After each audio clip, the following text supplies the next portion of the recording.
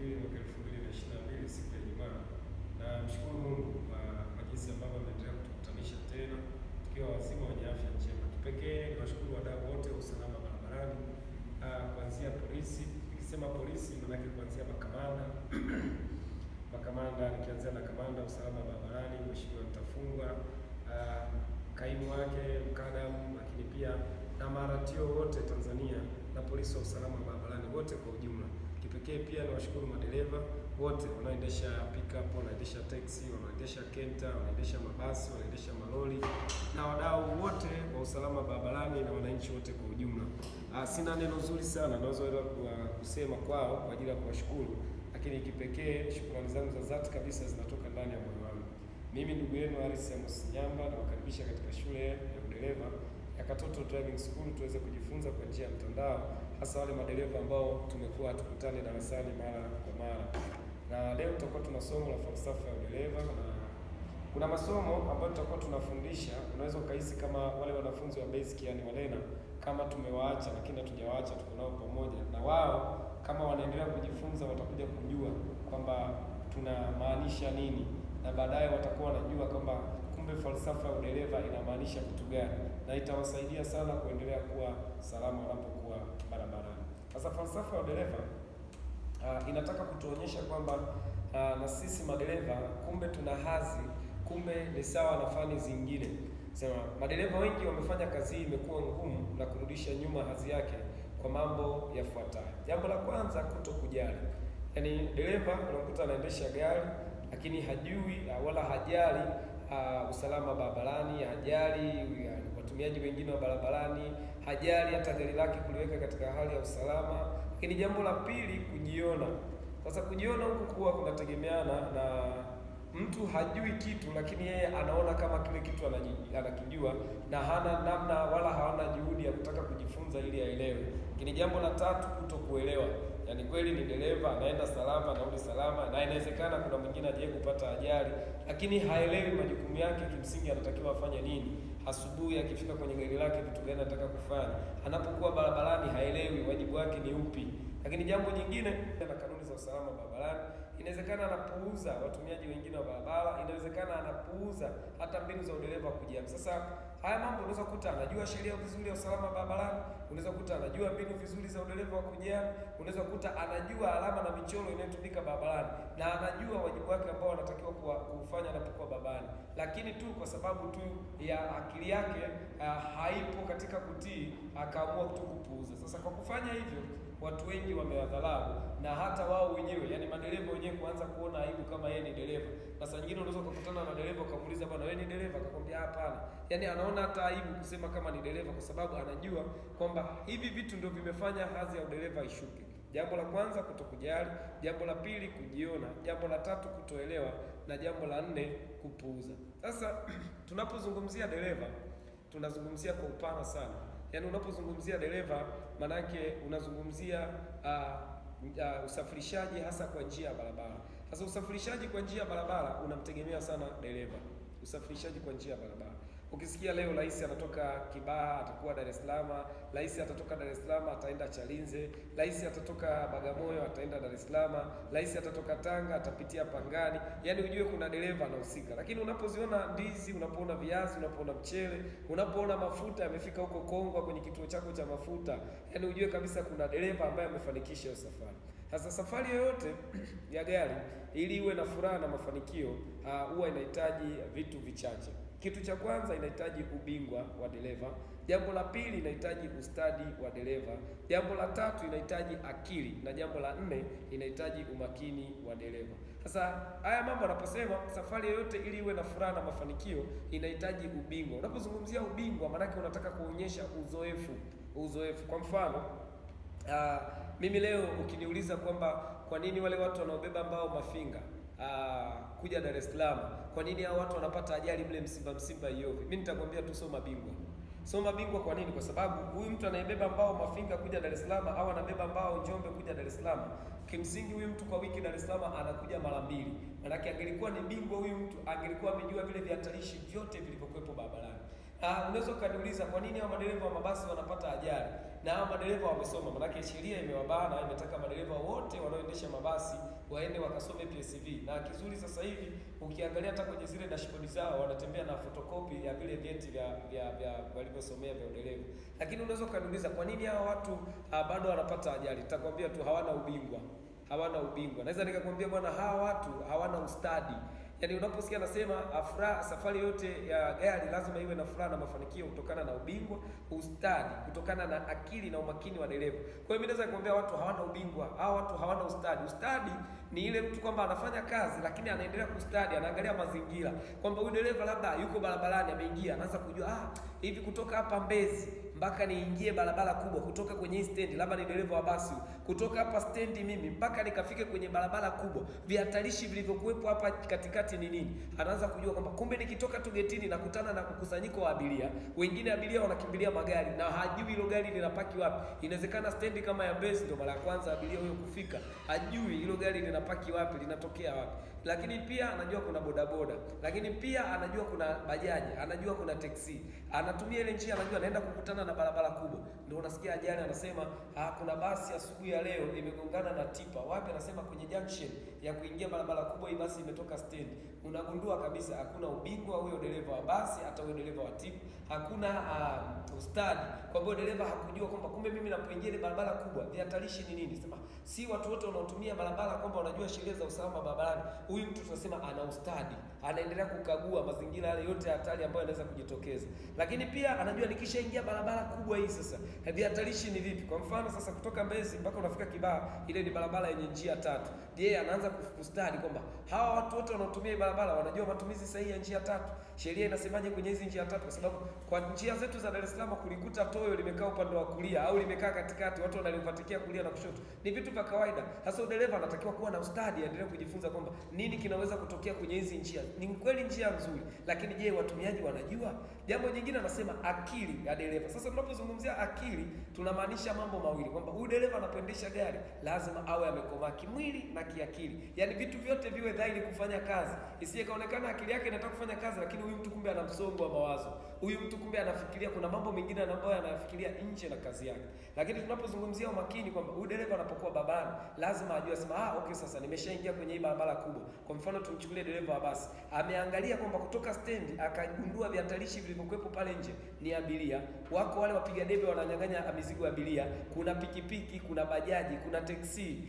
Kagundua kabisa kwamba kumbe kipande hiki hivi ndio vitu hatarishi, aendelee kuvikagua. Anajua kabisa anapoingia barabara kubwa, aidha amepita njia kupitia roundabout kwenye junction ya kwenda Goba, kwamba kwenye ile roundabout nini naweza nikakutana navyo. Kuna watu wamesimamisha magari madogo pembezoni ile roundabout, kuna wafanyabiashara wako pembezoni ile roundabout, kuna bajaji zinashusha abiria kwenye lile eneo. Okay, sasa naingia kwenye barabara kubwa, vihatarishi ni vipi? Anaanza kujua hapa kutoka hapa Mbezi mpaka nikafike Kimara, mpaka nikafike Kibaha, kwamba hii barabara ina njia 3. Vihatarishi ni nini? Kuna mtu anaweza kaa amekaa kulia lakini kumbe amekaribia na junction ya kwenda pembezoni mwa barabara upande wa kushoto. Anaweza akatoka huku kulia moja kwa moja akapitiliza. Sema huyu dereva anaendesha gari kwa umakini mkubwa. Akifika Kibaha anaanza kujua sasa nimeingia kwenye barabara sasa yenye njia 2 za uelekeo mmoja. Kwa hiyo tunasema huyu dereva akiendelea kustadi namna hiyo, ubingwa, ustadi, akili na umakini ukitumika, hii safari itakuwa na furaha na mafanikio. Hasa fani ya udereva fani ya udereva ni kama fani zingine. Sema udereva ni kama daktari, dereva kama rubani, dereva kama injinia ambaye ana wajibu wa kuifanya kazi yake, gari yake, kama amebeba abiria au mizigo, na yeye mwenyewe kuendelea kuwa salama. Sasa tunaposema huyu dereva ni kama daktari, mimi binafsi naweza nikasema usitufananishe sana na hao madaktari. Hao wanasoma miaka mingi sana. Lakini tunakuja kutofautiana kwenye majukumu. Majukumu yako hivi. Unaweza kukuta mgonjwa mmoja, specialist, madaktari 4 au 5 wamemzunguka na bado hawajapata jibu kwamba huyu mgonjwa anaumwa nini. Lakini dereva hawezi kuona watoto barabarani alafu akamuuliza kondakta wake, hawa wanafanyaje barabarani? Hapana. Maana dereva utagundua, tutaenda huko mbele tutakutana na tafsiri ya dereva. Dereva ni nani? Kwamba huyu dereva usitufananishe na daktari. Daktari ana majukumu yake makubwa na wanafanya kazi kubwa, nao tuwaache hivyo hivyo. Lakini madereva nao wanafanya kazi kubwa sawa tu na ile ya daktari. Tofauti na kwamba daktari kazi yake kubwa tunaona kwenye operation. Sasa daktari amefanya operation ya kichwa, dereva naye anafanya operation nyingi barabarani, kama atakuwa anazingatia sheria na kanuni za usalama barabarani. Sasa dereva anasema ni kama rubani. Sasa huyu rubani na yeye usitufananishe naye.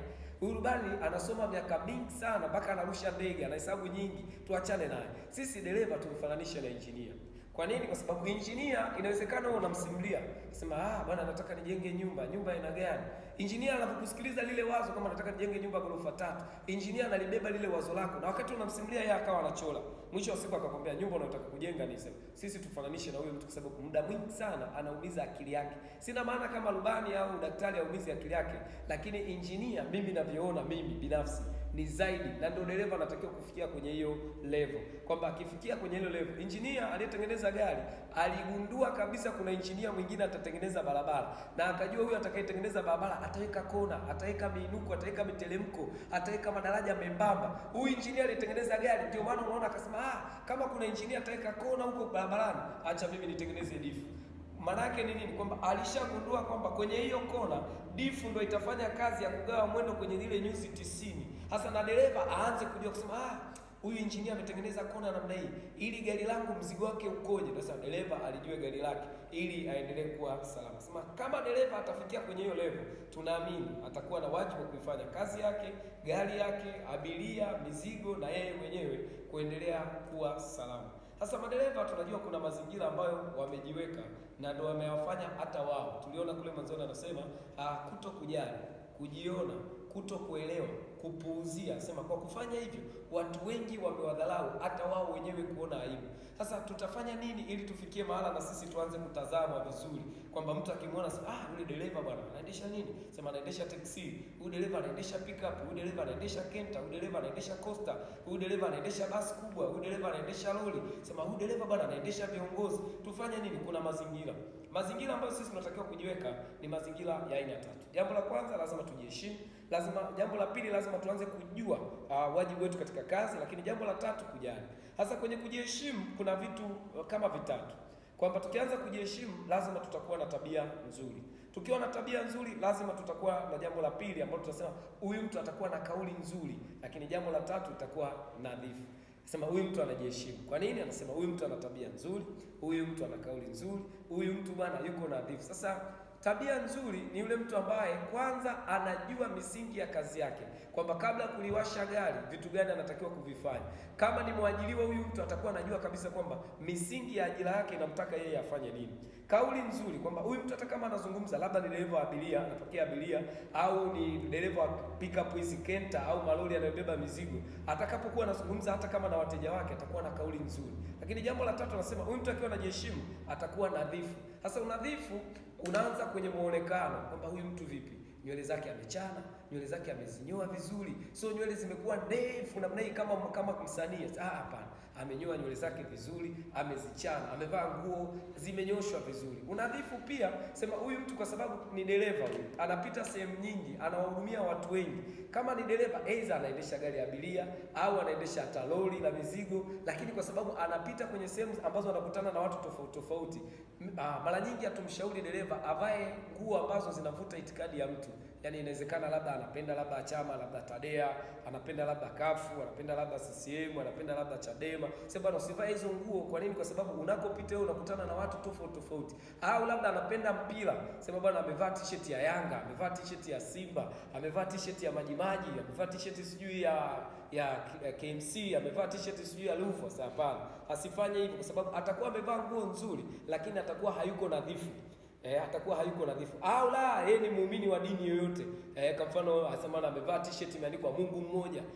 Mungu t-shirt imeandikwa Yesu ni Bwana. Asema hapana. Kwa nini? Kwa sababu huko anakokwenda au watu wanaowahudumia ni watu wenye itikadi na imani tofauti tofauti. Kwa hiyo avae nguo ambayo haigusi imani wala itikadi ya mtu yoyote. Jambo la pili, sema hawa madereva wanatakiwa kujua wajibu wao.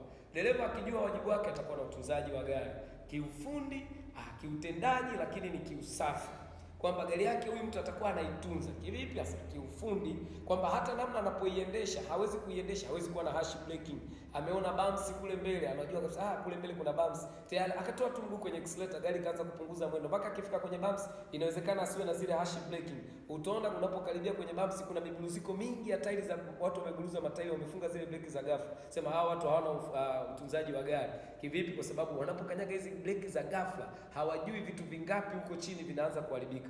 Lakini huyu mtu pia atakuwa anatunza gari kiutendaji. Kiutendaji ni vipi? Kwa mfano unaweza kupita huko mjini ukakuta hasa hizi gari ndogo, unakuta mtu mwingine ameweka mafla kubwa. Ile mafla kubwa aliyoweka inapiga kelele. Sema huyu mtu angelikuwa anajua kwa nini wale waliotengeneza gari waliweka ile mafla ndogo, asingefanya. Sema huyu mtu hajajua utendaji wa hii gari. Au unakuta tu magari mengine mafla tu imepasuka. Mtu anaendesha gari sasa haangalii rotation, anasikiliza rotation ya sikio. Kwa nini? Kwa sababu inapompigia kelele vile na kuna vijana wengine pembeni wanampigia miruzi, basi yeye anakuwa anaingiza gia kwa rafu bila kufuata ule mpangilio. Nasema huyu mtu hajui namna ya kutunza gari kiutendaji. Lakini gari iwe safi. Kwa nini? Kwa sababu gari ndio ofisi ya kazi. Gari ndio sehemu ambapo dereva yeye ndio ofisi yake. Na kwa mfano wale magari makubwa ambao wanaenda masafa marefu wanajua gari ndio ofisi, lakini gari ndio nyumba yake. Lazima iwe safi, mazingira yawe mazuri. Jambo la tatu nasema madereva, mazingira ambayo atakao kujiweka kujali kazi yao. Dereva akiwa anajali kazi yake atakuwa dereva bora. Atakuwa na uzoefu, atakuwa na elimu, lakini pia atakuwa ameelimika. So kama hivi leo tu watu unasikia mjadala mkubwa nasema madereva wa mabasi hao wengi wamesoma. Sema mbona ajali zimeendelea kutokea? Wamepata elimu lakini hawajaelimika. Kwa hiyo dereva akiwa anajali kazi yake atakuwa dereva bora, atakuwa na uzoefu, atakuwa na elimu, lakini pia atakuwa mweledi. Maana ile elimu aliyoipata imemsaidia pia yeye kuelimika. Kutokana na hayo, dereva asiyetunza gari yake ni sawa na yule asiyeangalia mwili wake mwenyewe.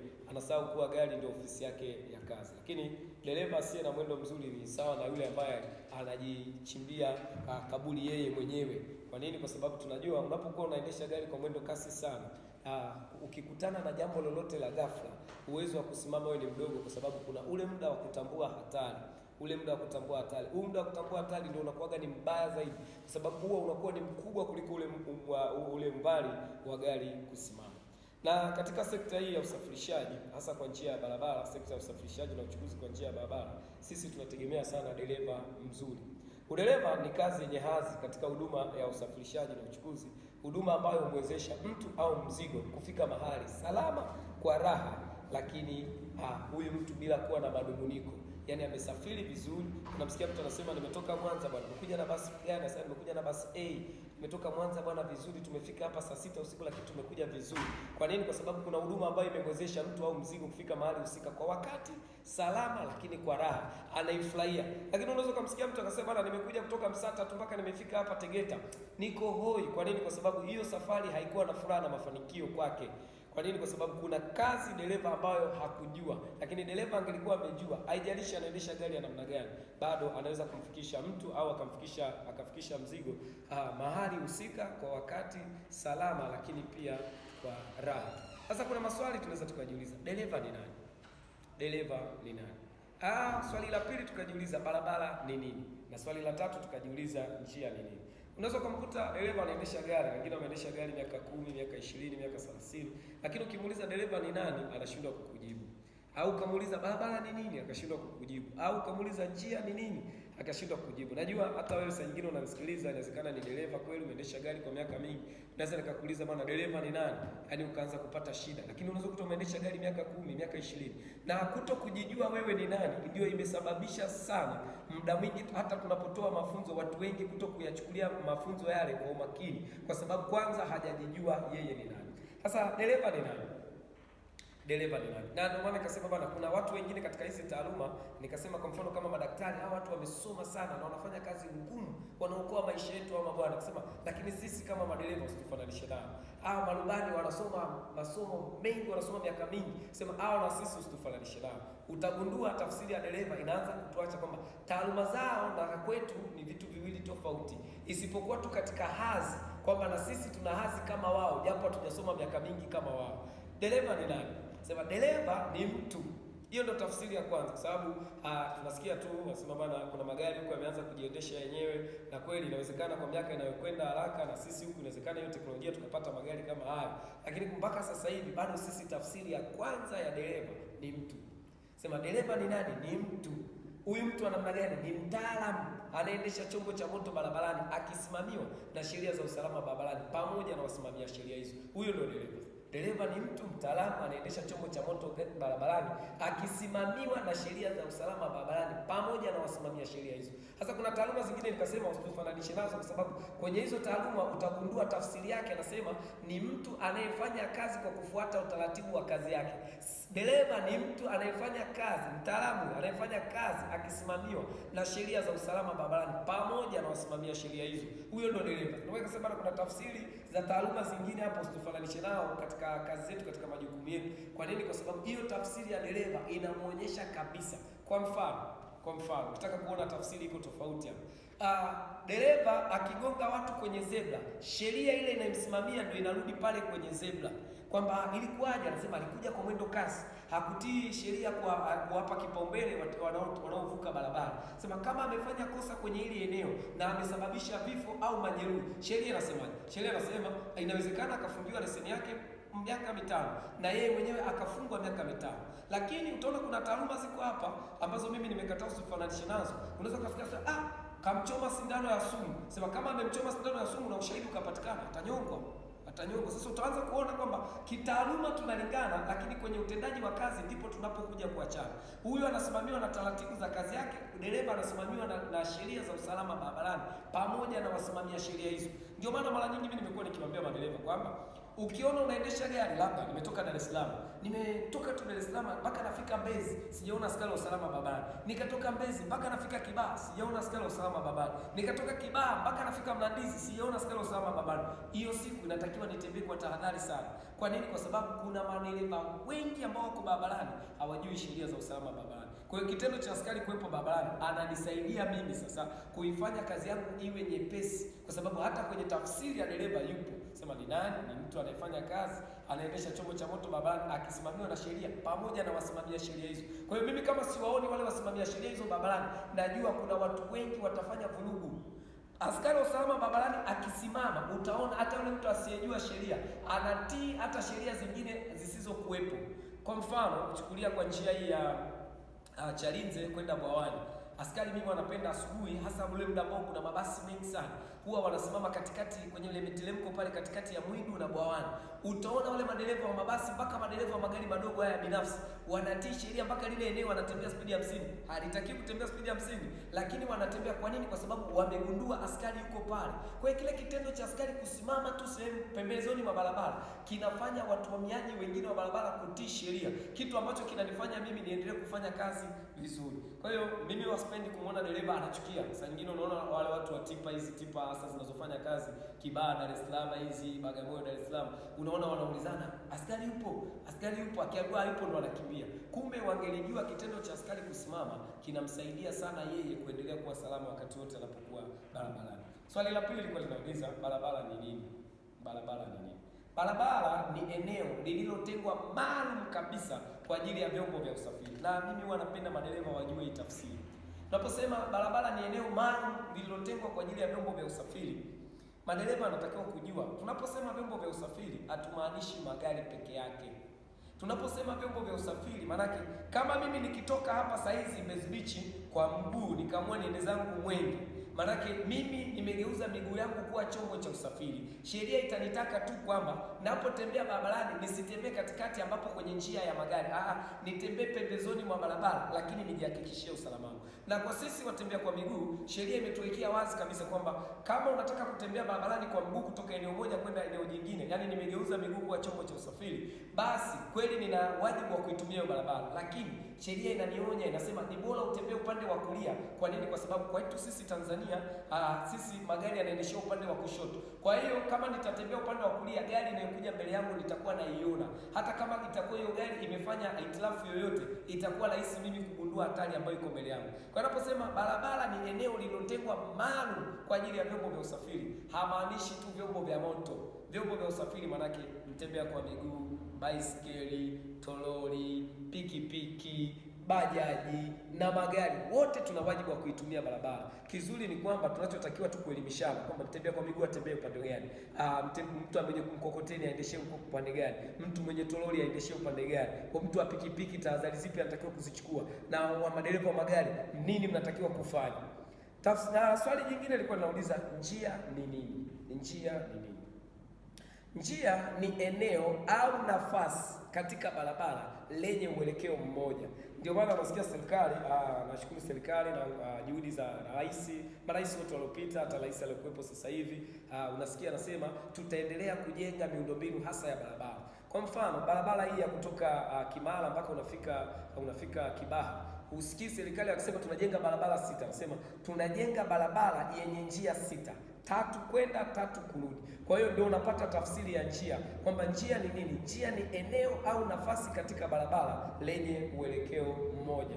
Njia ni eneo au nafasi katika barabara lenye uelekeo mmoja. Kwa mfano kama sisi tunasema bwana, kutoka Mwenge mpaka Tegeta, kutoka Mwenge mpaka Tegeta, nasema kutoka Mwenge mpaka Tegeta ni barabara yenye njia 4, 2 za kwenda lakini 2 za kurudi. Kutoka Ubungo mpaka Kimara, nasema ni barabara yenye njia 4, 2 za kwenda 2 za kurudi. Kwa hiyo ukijumlisha na zile za njia ya mwendokasi pia, zile zote zinaitwa njia.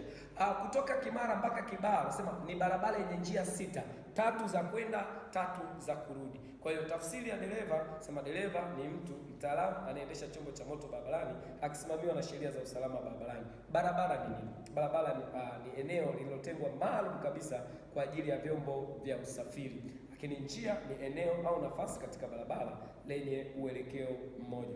Sasa hivi vitu vyote vikikamilika, vipi? Dereva, barabara na njia. Hivi vitu vyote vikikamilika, mbinu sahihi, juhudi, ustadi na maarifa yakitumiwa kwa kuzingatia ule mtiririko bora wa mwendo hufanya udereva kufikia kiwango chake. Uendeshaji bora wa gari ya aina yoyote, yaani mtu yote kama anaendesha sawa, uendeshaji bora wa gari ya aina yoyote ile, ni kitendo ambacho hakina madhara kabisa kama misingi ya udereva wa kujihami itafuatwa. Yaani ni kitendo ambacho hakina madhara kabisa, kwamba vitu vitatu vimekamilika. Tuna dereva ambaye ni mtu mtaalamu, maana lazima huyu dereva asome.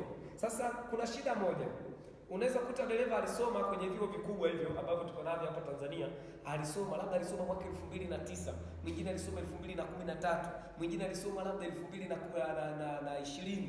Ukamwambia bwana, leo tuko 2022, njoo usome. Sasa mimi nilisoma kwenye hivyo vyuo kutoka hiyo mwaka 2020 mpaka leo, mambo mangapi yamebadilika? Kutoka hiyo 2015 mpaka leo, mambo mangapi yamebadilika? Mambo mengi yanabadilika, miundombinu mingi inabadilika. Njoo usome.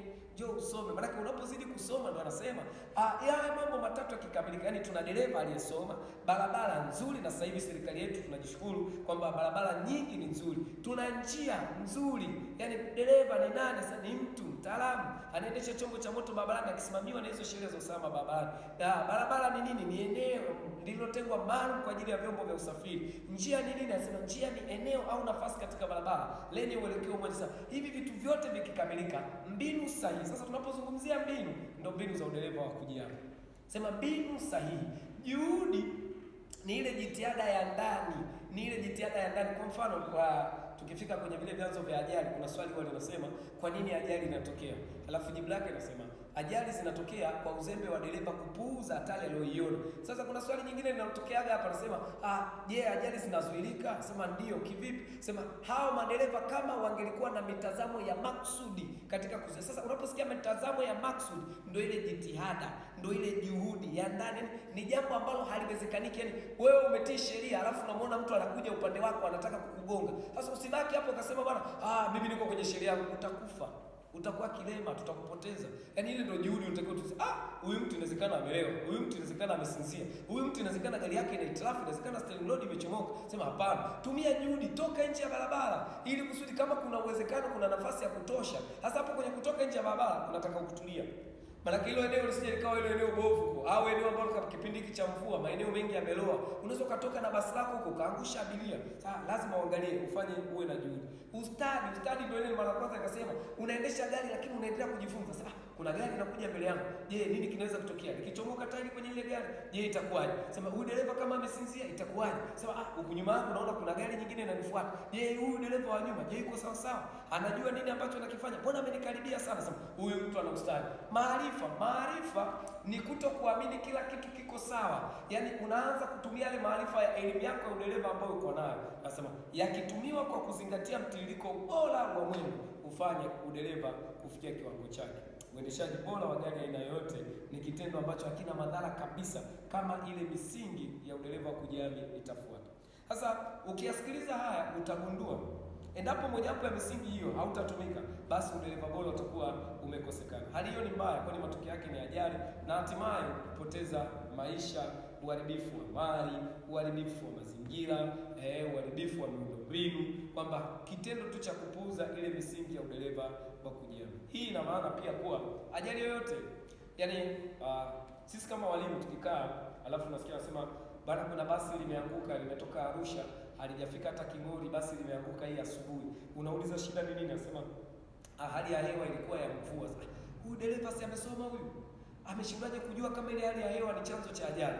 Ameshindwaje kujua kama lile eneo kwamba kutoka Arusha mpaka nikafike King'ori au mpaka nikafike Boma la Ng'ombe, ili eneo lote kwa sehemu kubwa litakuwa na shuka? Ameshindwaje kujua basi ipya, basi ambalo limenunuliwa kwa gharama, umebeba roho za watu wengi? Huyu ina maana kabisa kwamba ajali yote inapotokea, ile misingi ya udereva wa kujihami imevunjwa, aidha kwa maksudi au kwa kutokuelewa. Sasa inawezekana kweli mtu alisoma, lakini alisomaje? Madereva wengi hasa wa mabasi utagundua wanaenda kusoma ili wapate cheti. Yaani dereva anapambana kwamba bana, mimi nataka nisome, nikishasoma pale, lengo lake kubwa kabisa sio taaluma. Lengo lake yeye anatamani kwamba na mimi niwe na cheti ili nionekane kwamba na mimi bwana nilisoma, nikikaguliwa nikute na cheti ninacho. Hilo ndio lengo lake. Lakini kama angelikuwa ameenda kusoma kwa kutafuta taaluma, ajali kama zile zisingetokea. Yaani unasikia tunasema wami leo bwana hakupitiki, imekuwaje? Asema kuna basi la kutokea Tanga limegongana na Land Cruiser pale darajani, wamefunga njia. Basi la Tanga, unajua basi la Tanga Dar es Salaam linaweza likaja kwa siku mara 2 mpaka mara 3. Yaani anaweza katoka Tanga akaja Dar es Salaam, akarudi tena Tanga, akaja tena Dar es Salaam na akarudi tena Tanga. Maanake huyu dereva kama angelikuwa na ubingwa, angelikuwa na ustadi, angelikuwa na akili na umakini, ili eneo la Wami analijua, na ukifanya average ya masaa utagundua huyu dereva anayetoka Tanga anafanya hizo safari za kuja Dar es Salaam, kila baada ya masaa 5 au 6 anapita lile eneo. Maanake anajua hivyo vihatarishi vilivyokuwepo. Sasa kwa nini amepata ajali? Ndio ile anasema bwana, hii ina maana kuwa ajali yote itokee hapo, misingi ya udereva kujihami ilivunjwa kwa maksudi au kwa kutokueleweka. Misingi hiyo ni muhimu na ndio kiini cha udereva. Utaona hata sisi tukifundisha, na hata tukifundisha mambo ya sasa kuvaa mkanda, seat belt, utaona tunagusia udereva wa kujihami. Tutazungumza hapa habari ya speed limit, utaona tunagusia udereva wa kujihami. Tutazungumza hapa namna ya kuratibu safari yako, utaona bado tunarudi kwenye udereva wa kujihami. Kwa nini? Kwa sababu ndicho kiini cha udereva, kwamba mafunzo yote yanapofanywa lazima yazingatie hicho kiini cha udereva ambao ni udereva wa kujihami. Dereva mzuri anaendesha gari kwa uangalifu na kuzingatia misingi yote ya udereva kujihami. Sema shughuli hiyo ni pamoja na kutoa ishara muafaka kwa wakati muafaka, akiendesha na kutii sheria na kanuni za usalama barabarani. Dereva mzuri mara nyingi anaokoa maisha yake, maisha ya watu waliowabeba, gari yake kama amebeba mzigo, na mara nyingi huyu dereva tunategemea atakuwa na maendeleo mazuri. Nikusihi, kadri tunapozidi kujifunza, usijifunze kwa mazoea, tamani kubadilika. Yaani tukizungumza hapa habari ya dereva, wewe unatakiwa ujikague, ujifanyie tathmini mwenyewe. Kweli kama kweli mimi napita Kitonga kila siku, inakuwaje leo mimi nipate ajali? Mimi napita Wami kila siku, inakuwaje nipate ajali? Inakuwaje mimi kila siku napita mbuga za wanyama Mikumi, leo imekuwaje nimegonga mnyama? Inakuwaje mimi natumia ile eneo la Iyovi kila mara, natumia eneo la Msambiazi, napita Sekenge mara kwa mara, imekuwaje leo nimepata ajali? Sasa imekuwaje mimi naenda kila siku, natumia njia za Benako kule kwenda kule 00 kule kwa Mashilingi, imekuwaje nimepata ajali? Utagundua kabisa kilichokufanya upate ajali ni yale mazoea. Yaani inawezekana kweli una cheti cha chuo cha udereva ambacho umesoma, lakini kumbe ulikuwa unatafuta tu cheti kwa ajili ya mambo ya ajira, lakini hukutafuta taaluma. Nikusihi sana kwamba unapoendelea kujifunza, anza kujikagua mwenyewe. Mara nyingi mimi nawaambiaga wanafunzi wangu kwamba kuto kujua mabaya yangu mimi haimaanishi kama mimi ni mtu safi. Yaani wewe huyajui mabaya yangu, lakini mimi najua kabisa kwamba nina kasoro 1, 2, 3. Kwa hiyo yaani ukianza kuyajua mabaya yako, utajua namna ya kuyaepuka, kuyapunguza, na mwisho wa siku utakuwa mtu sasa. Mimi nikiendesha gari barabarani bwana, napiga honi ovyo. Sasa kwa nini unapiga honi? Maana ukimwona dereva anapiga honi, ameamua kushughulikia hilo tatizo, lakini hajalitambua tatizo. Jua hilo ni kasoro. Lakini ungelikuwa umeanza kutambua, ungetumia mbinu za udereva kunyasa. Nimeona watoto wadogo ukiwapigia honi wanaweza wakachanganyana. Yaani huyu aliyekuwa amevuka akaamua kurudi, na yule aliyekuwa bado hajavuka akaamua kuvuka. Kwa nini? Kwa sababu ile honi itakuwa imewavuruga. Kwanza anza kutambua tatizo ili uweze kulishughulikia. Nashukuru kwa wale wote ambao tuko pamoja, na mimi niwaahidi kwamba kila wiki tutakuwa tunaweka somo moja kwenye channel yetu. Mtu yote ambaye yuko mahali popote anayetamani kujifunza, endelea kufuatilia vipindi vyetu, na amini kabisa Mungu atakubariki. Na mwisho wa siku, lengo letu ambalo nimewasikia makamanda wengi wa usalama barabarani wanatamani Tanzania bila ajali iwezekanini. Na mimi nikiwaangalia makamanda, nguvu wanayoitumia, lakini ule ushirikiano ambao wanautoa, yale mawazo ambayo wanatupa hata sisi walimu, vile ambavyo wanatutembelea sisi walimu kuangalia je, kile tunachokifundisha ni kweli. Lengo lao kubwa, hawalali hao mabwana, utawasikia kabisa bwana, leo kamanda akaenda Mtwara, leo kamanda akaenda. Lengo lao husika na kwamba kutembea, lengo lao ni kuhakikisha kabisa kwamba Tanzania bila ajali inawezekana. Na mimi nikusihi dereva yote, iwe unaendesha gari binafsi, unaendesha taxi, unaendesha pickup, unaendesha Kenta, unaendesha Costa, unaendesha IC, unaendesha basi kubwa, unaendesha lori, inawezekana ni container, ni ruskago, inawezekana ni tenki. Mimi nikusihi sana, endelea kufuatilia vipindi kila wiki. Mwisho wa siku na wewe utakuwa uko vizuri. Lakini kwa wale madereva ambao wako Dar es Salaam na mikoa ya jirani kama Morogoro, Arusha, Tanga na Mbeya, Iringa, mimi nawakaribisha darasani kwamba umekuja Dar es Salaam, labda una siku 3 tu. Unajua siku 3 hizi nitakuwepo Dar es Salaam. Karibu Katoto Driving School. Pigie simu kwa namba ambayo unaiona inapita hapo chini. Pigie simu, mwambie mwalimu natamani kuwa darasani kwa hizi siku 3 ambazo nipo Dar es Salaam hapa, ili ujifunze. Naamini kabisa utakuwa sawa. Niwashukuru wote, wadau wote, nimshukuru mkalimani wangu, nimshukuru pia kameramani wangu. Niwashukuru wote ambao wamekuwa wakifanya kazi hii. Nimshukuru pia IT, amekuwa vizuri akiendelea kuhakikisha kabisa kwamba watu wanapata vipindi vyenye ubora kabisa. Lakini kipekee kabisa niwashukuru wadau wote wa usalama barabarani. Lakini zaidi, najua wako wale zaidi. Ni kipekee niwashukuru kabisa kampuni ya ZH Pope Limited, wamekuwa wakinisupport kwa namna ya kipekee sana.